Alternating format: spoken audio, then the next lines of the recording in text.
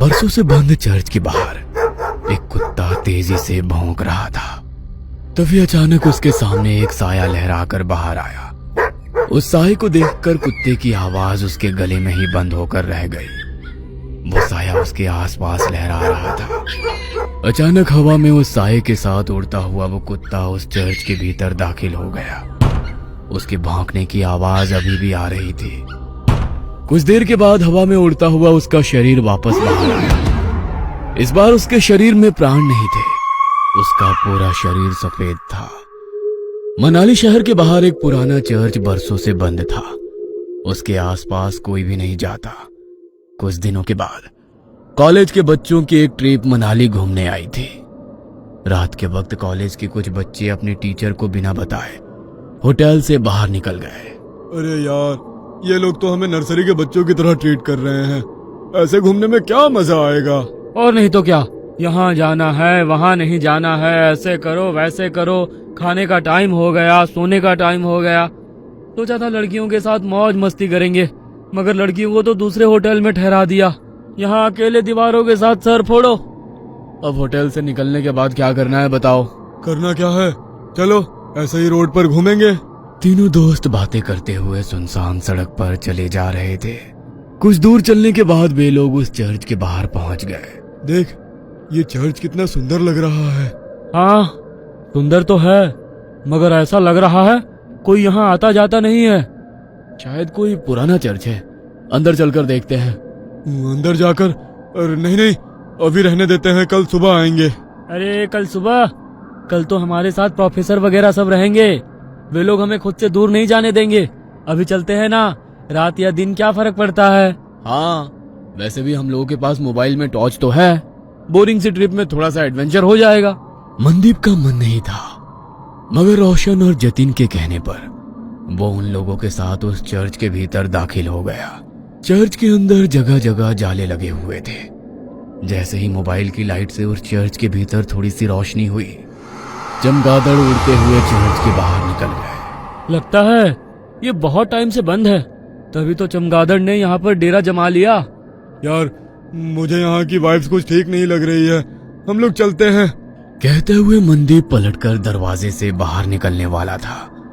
तभी उसके पैर किसी ने पकड़ लिया। वो जोर से चीखा। क्या हुआ? मेरा पैर किसी ने पकड़ लिया है। हैं? ये क्या कह रहे हो? कहते हुए उसने अपने मोबाइल का टॉर्च मनदीप के पैर की तरफ किया तो वहां पर रस्सी थी। उसे देख दोनों हंसने लगे। तेरा मन नहीं था ना आने का, इसलिए तू रस्सी से भी डर रहा है। कुछ नहीं, अंदर चलकर देख, यहाँ का आर्किटेक्ट कितना अच्छा है। कहते हुए वो उसका हाथ पकड़कर उसे अंदर ले गया। वे तीनों चर्च घूम ही रहे थे कि अचानक चर्च की लाइट जलने बुझने लगी। अरे, यहाँ पर लाइट कैसे आ गई? मुझे कुछ ठीक नहीं लग रहा, हम लोग यहाँ से चलते हैं। कहते हुए वो अपने दोनों दोस्तों के हाथ पकड़कर दरवाजे के पास गया, मगर अचानक ही दरवाजा बंद हो गया। तीनों दरवाजा खोलने की कोशिश कर रहे थे, मगर दरवाजा नहीं खुल रहा था। अरे, ऐसे कैसे हो सकता है? अभी तो ये दरवाजा खुला था। किसने बंद किया? प्लीज हेल्प, हमें डराने की कोशिश मत करो। कोई और रास्ता होगा यहाँ से निकलने का, ढूंढकर वहां से निकल जाते हैं। कहते हुए जतिन जैसे ही पलटा, दहशत के कारण उसकी आंखें फटी की फटी रह गई। उसने देखा उसके सामने एक नन खड़ी हुई थी। वो अपनी बड़ी बड़ी लाल आंखों से उन लोगों को घूरने लगी। ये क्या बला है, भागो यहाँ से। जैसे ही मनदीप ने उन लोगों को भागने को कहा, वो नन धुआं बनकर गायब हो गई। हैं? अब ये कहाँ गई? रोशन और मनदीप उसे इधर उधर ढूंढने लगे। तभी अचानक उन्होंने देखा कि जतिन जमीन पर रेंग रहा था। उसकी आंखें नन की तरह ही लाल थी, चेहरा पूरा सफेद और हाथ पैरों की चमड़ी जली हुई। उसे देखकर वे दोनों डर गए और चीखते हुए वहां से बाहर निकलने की कोशिश कर रहे थे, मगर उन्हें चर्च से बाहर निकलने का कोई रास्ता नजर नहीं आ रहा था। दोनों डर कर एक कोने में खड़े थे। जतिन तेजी से छिपकली की तरह रेंगता हुआ उनकी तरफ बढ़ा और उन लोगों को देख अपनी जीभ लपलपाता रहा। कभी जतिन का चेहरा नजर आता तो कभी उस नन का। हमने तुम्हारा क्या बिगाड़ा है? छोड़ दो हमारे दोस्त को, हमें यहाँ से जाने दो प्लीज, हमें यहाँ से जाने दो, हम कभी यहाँ नहीं आएंगे। कहते हुए मनदीप ने उस नन के आगे हाथ जोड़ लिए। नन उसे देख मुस्कुराने लगी। उस नन ने मनदीप का हाथ पकड़कर उसे अपनी ओर खींचने की कोशिश करी, मगर मनदीप के हाथ में गुरुद्वारे का पवित्र कड़ा था। उसे छूते ही नन को तेज झटका लगा और वो जमीन पर गिर गई और वो नन धुआं बनकर जतिन के शरीर से बाहर निकल गई। जतिन बेहोश जमीन पर पड़ा था। रोशन उसको होश में लाने की कोशिश करने लगा। जतिन जल्दी उठ जा, हमें यहाँ से निकलना होगा।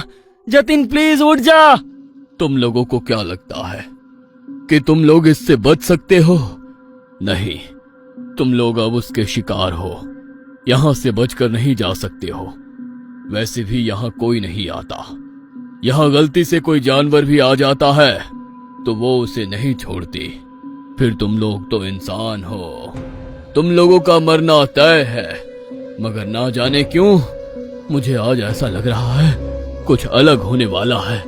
फादर कुछ और कह पाते, उसके पहले ही उसने रोशन का गला पकड़ लिया। उसकी सांसें घूटने लगी। वो कातर नजरों से मनदीप की तरफ देखकर चिल्लाकर बोला, मनदीप चले जाओ यहाँ से, भागो। तुम्हारे पास गुरुद्वारे की पवित्र शक्ति है, ये तुम्हें कुछ नहीं कर सकती है। भाग जाओ। मैं तुमको छोड़कर कहीं नहीं जाऊंगा। मैं कह रहा हूँ ना, तुम चले जाओ यहाँ से, चले जाओ। रोशन बार बार उसे जाने के लिए कह रहा था, मगर नन की पकड़ उसके गले पर तेज हो गई। उसके नाखूनों से उसके गले में गड्ढा हो गया। गले से बहते हुए खून को वो नन जीभ लंबी कर कर चाटने लगी। रोशन छटपटा रहा था। मनदीप को समझ में नहीं आ रहा था कि वो क्या करे। एक और वो नन तो दूसरी तरफ उसके दोस्त। तभी उसके दिमाग में एक विचार आया। उसने अपने हाथ का कड़ा निकाला और एक हाथ में कड़ा और दूसरे हाथ में कृपाण ले वो जोर से बोला, वाहेगुरु जी का खालसा, वाहेगुरु जी की फतेह। जो बोले सो निहाल, सत श्री अकाल। मनदीप ने वो कड़ा नन के हाथों में डाला और सीने में कृपाण डाली। वो नन छटपटाने लगी। उसने रोशन की गर्दन छोड़ दी। हवा में लहरा रहा रोशन जमीन पर गिर गया। उस नन के सीने से काला गाढ़ा सा अजीब पदार्थ बह रहा था। जतिन अभी तक बेहोश था।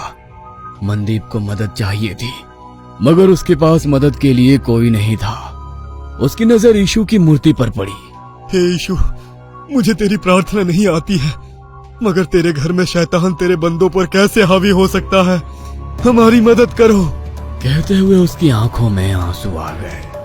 तभी एक चमत्कार हुआ और बरसों से बंद वो चर्च अचानक से रोशन हो गया। फादर ने दो नन को बुलाया। नन ने घायल रोशन और जतिन का इलाज शुरू किया। फिर फादर ने जैसे ही उस घायल नन की ओर देखा, होली वाटर डाल उसकी मुक्ति की प्रेयर करने लगे। देखते ही देखते वो नन की आत्मा यीशु की मूर्ति में समाहित हो गई। आज तुम्हारे साहस और सूझबूझ से बरसों से भटकती उस नन की आत्मा को मुक्ति मिल गई। God bless you my child. तुम्हारे दोस्त अब ठीक हैं।